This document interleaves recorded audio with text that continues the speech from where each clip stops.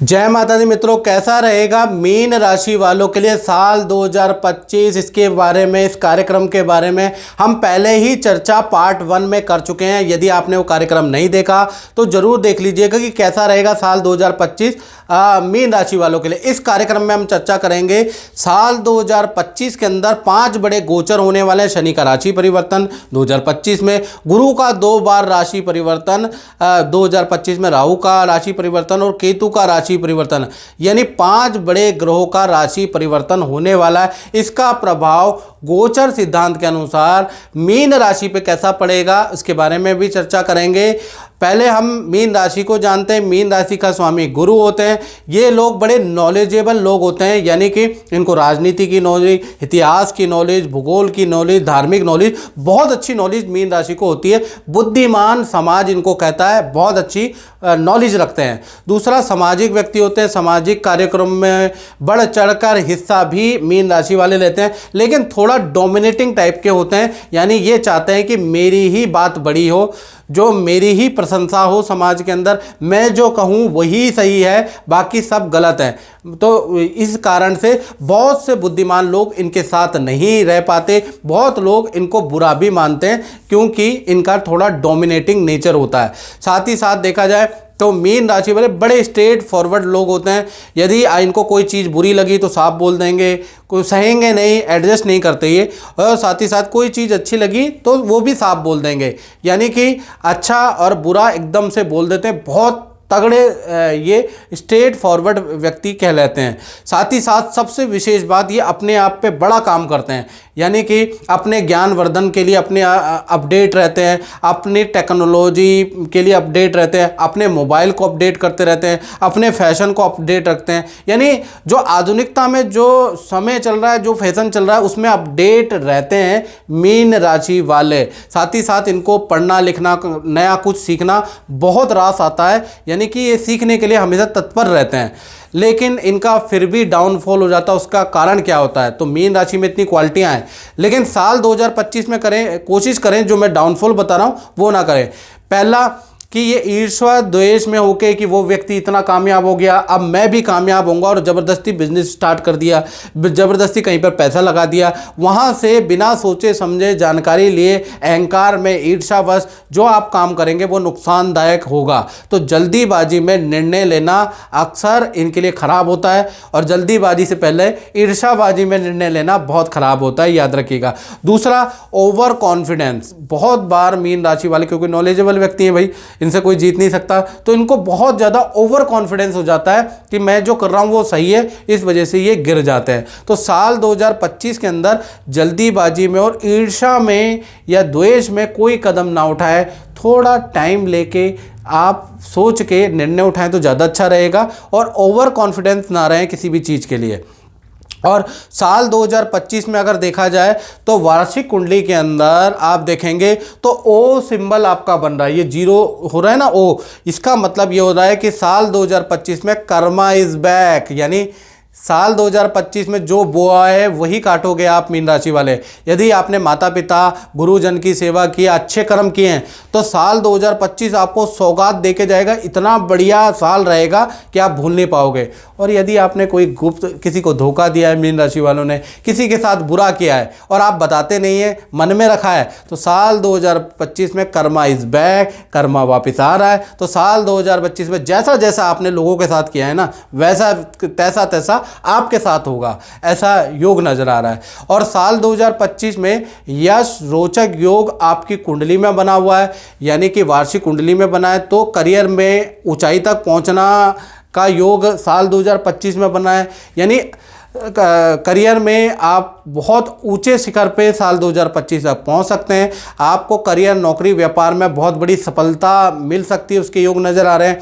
साल 2025 में खूब धन आप कमाने वाले हैं और खूब धन खर्चा भी करने वाले हैं। प्रॉपर्टी पे, वाहन पे, अपनी लग्जरी पे, अपने बच्चों पे खूब धन कमाएंगे भी और खूब धन खुल के खर्च भी करने वाले हैं। साल 2025 में बहुत सारी यात्राएं, बहुत सारे एडवेंचर भी आपके लाइफ में जुड़े हुए हैं, यानी खूब यात्राएं भी आप करने वाले हैं। बाकी मित्रों, अगर आपको डिटेल में जानना है कि कैसे रहेगी धन की, स्वास्थ्य की, परिवार की, extra marital affair, relationship, love के बारे में, तो भाई आपको पहले पार्ट जिसमें मैंने 15 से 16 मिनट की डिटेल में वीडियो बनाई है, उसमें सारे प्रश्नों के आपको जवाब मिल जाएंगे। चलिए अब हम चर्चा करते हैं कि 5 बड़े गोचर हो रहे हैं, उसमें से 4 बड़े गोचरों का प्रभाव मीन राशि पर पड़ेगा। जी हाँ, 5 का तो नहीं लेकिन 4 का प्रभाव पड़ेगा। पहला, 29 मार्च 2025 में शनि का ट्रांजिट मीन राशि में हो रहा है। शनि का गोचर मीन राशि में होगा, यानी आपकी 7.5 का दूसरा चरण आपका प्रारंभ हो जाएगा। अब दूसरा चरण जैसे ही प्रारंभ होगा वैसे ही हाथ पैरों में दर्द शुरू हो जाएगा आपका। आप महसूस करेंगे कि मेरे हाथ पैरों में या शरीर में अनायास दर्द हो रहा है और दर्द बढ़ता जा रहा है। बीपी की प्रॉब्लम आपको हो सकती है। शनि के कारण, दूसरे चरण के कारण हृदय से संबंधित कोई प्रॉब्लम हो सकती है। नेत्र की परेशानी हो सकती है। अपनों से ही आपको धोखा मिलेगा, तो तैयार हो जाएं, क्योंकि शनि का दूसरा चरण आपको बहुत तगड़े एक्सपीरियंस देता हुआ नजर आएगा। साथ ही साथ परिवार के लिए कुछ समय के लिए आपको दूर भी रहना पड़ सकता है। आप क्योंकि शनि न्याय के प्रिय ग्रह हैं, न्याय प्रिय ग्रह है, न्याय के अनुसार ही फल देते हैं। और क्योंकि आपकी राशि में ओ सिंबल बना है, यदि आपने अच्छे कर्म किए हैं तो ये जो शनि का नेगेटिव प्रभाव है ना, ये आप पे 5% भी इफेक्ट नहीं करेगा। और अगर आपने बुरे कर्म किए हैं तो मान के चलिए जो मैं बता रहा हूँ ना, इससे 200 गुना आपके ऊपर बुरा रिजल्ट आएगा ही आएगा। तो कुल मिला के शनि क्योंकि न्याय प्रिय ग्रह दूसरे फेज पे आ रहे हैं, आपको कष्ट देंगे, याद रखिएगा। दूसरा गोचर के बारे में बात करें तो वो होगा 14 मई 2025 को बृहस्पति मीन राशि में ट्रांजिट कर रहे हैं, यानी कि आपके 4th हाउस परिवार भाव में ट्रांजिट कर रहे हैं। घर के अंदर कोई रुका हुआ, भाई बहनों का मांगलिक रुका हुआ काम बनता हुआ नजर आ रहा है। साथ ही साथ 14 मई के बाद प्रॉपर्टी से संबंधित रेनोवेशन, वाहन के योग आपके नहीं तो आपके फैमिली के मेंबरों के बनते हुए नजर आ रहे हैं। पर घर के अंदर कुछ ना कुछ कठिनाइयाँ, कुछ ना कुछ कलेश, कुछ ना कुछ हल्ला गुल्ला, कुछ ना कुछ वाद विवाद बनता ही रहेगा, वो भी होगा। यानी कि हर शुभ काम में कुछ ना कुछ टेंशन लगी रहेगी, ये मानिए। उसके बाद ये जो गोचर है 18 मई 2025 में गुरु का गोचर कर्क राशि में होगा, यानी मिथुन राशि से निकल के कर्क राशि में आ जाएंगे। आपके पंचम भाव में ये गोचर होगा। अब जब पंचम भाव में ये गोचर होगा तो ये सबसे शुभ है मीन राशि के लिए, क्योंकि बृहस्पति यहाँ पर उच्च के होते हैं।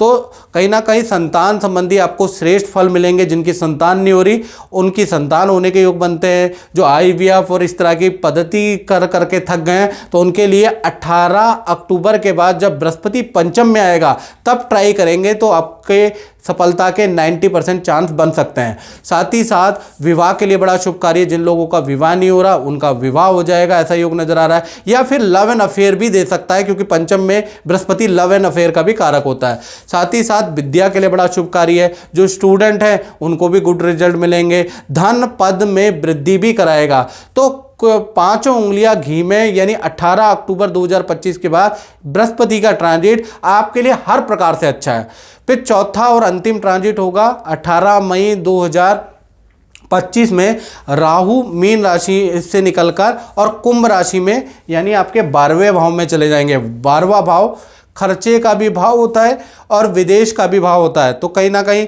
अच्छा और बुरा दोनों प्रकार का फल देगा। सबसे पहले अच्छा बताएं तो धन के लिए बड़ा शुभ है। अचानक आपको धन लाभ होगा। मरा हुआ फंसा हुआ धन प्रयास करने के बाद आपका निकल सकता है, क्योंकि राहु है तो थोड़ा सा उंगली टेढ़ी करके अगर किसी ने धन मारा हुआ है, कहीं धन फंसा हुआ है, व्यक्ति दे नहीं रहा, तो 18 मई के बाद थोड़ा सा प्रयास करके, उंगली टेढ़ी करके, समझ रहे हैं ना, आपको धन मिल सकता है, क्योंकि राहु का ट्रांजिट शुभ है। साथ ही साथ बुरा अगर देखा जाए तो एक टांग आपकी अस्पताल में भी लगी रहेगी। यानी एक टांग का मतलब जहाँ पर आपको राहु अच्छा रिजल्ट भी दे रहा है वहीं पर राहु आपको बीमार भी कर रहा है। कहीं ना कहीं अस्पताल के पास का चक्कर आपको काटने पड़ सकते हैं। डॉक्टर के कई चक्कर आपको काटने पड़ सकते हैं। साथ ही साथ कई प्रकार के आपके टेस्ट हो सकते हैं और बीमारी का शायद हो सकता पता भी ना चले, लेकिन आपको अंदरूनी बीमारी हो सकती है या अंदरूनी रूप से आप बीमार पड़ सकते हैं। तो कुल मिला के राहु का अच्छा और बुरा दोनों प्रकार का रिजल्ट आपके ऊपर पड़ेगा। तो मित्रों, इस कार्यक्रम में बस इतना ही। मुझे दीजिए इजाजत। जय माता दी।